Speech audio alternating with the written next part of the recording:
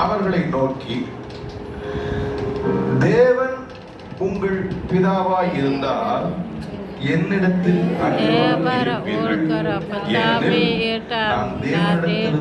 வந்திருக்கிறேன். நான் சுயமாய் வரவில்லை, அவரே என்னை அனுப்பினார். அவன் சொல்லுவாங்க. இப்ப இந்த இயேசு அவர்களை நோக்கின்ற இடத்துல நம்ம எப்படி வாசிக்க போறோம் என்றால், வார்த்தை அவர்களை நோக்கி.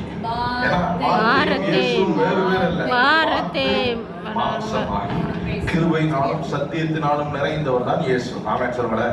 பக்கத்துல சொல்லுங்க, வார்த்தை பிதாவாய் இருந்தார் நீங்கள், நான் சுயமாய் வரவில்லை, அவரே.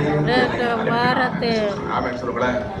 தேவனால் பிறந்திருக்கிறவனுக்கு ஒரு அடையாளம், அவன் வசனத்தை நேசிக்கிறவனாக, வசனத்தின் மேல் அன்பாய் இருக்கிறவனாக இருப்பான். நேசிக்க முடியல, வசனத்தின் மேல் அன்பு இல்லை. நீங்கள் யாரால் பிறந்தவர்கள் மற்றொரு அடையாளத்தை உங்களுக்கு காண்பிக்கிறேன்.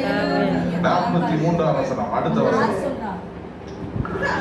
என் வசனத்தை நீங்கள் ஏன் அறியாமல் இருக்கிறீர்கள்?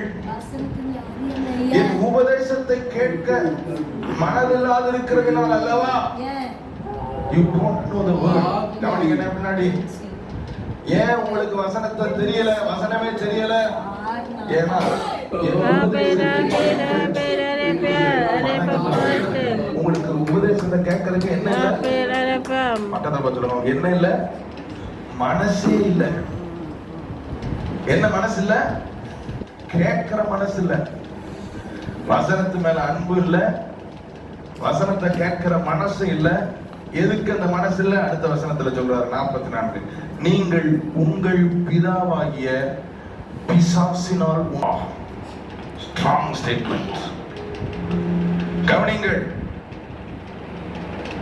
பிசாசுக்கு பிறந்தவனே திட்டுறாரு. என்ன திட்டுறாரு?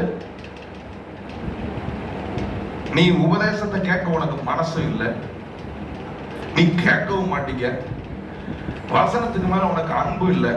எதுக்கு தெரியுமா? நீ பிசாசுக்கு பிறந்தவன்ட்டார், நீ தேவனுக்கு பிறந்தவனே இல்லைன்ட்டார். நீங்கள் உங்கள் பிதாவாகிய பிசாசானவனால் உண்டானவர்கள், உங்கள் பிதாவினுடைய இச்சைகளின்படி செய்ய மனதா இருக்கிறீர்கள். அவன் ஆதி முதற்கொண்டு மனுஷ கொலைபாதகனாய் இருக்கிறான். சத்தியம் அவனிடத்திலே இல்லாதபடியால் அவன் சத்தியத்தை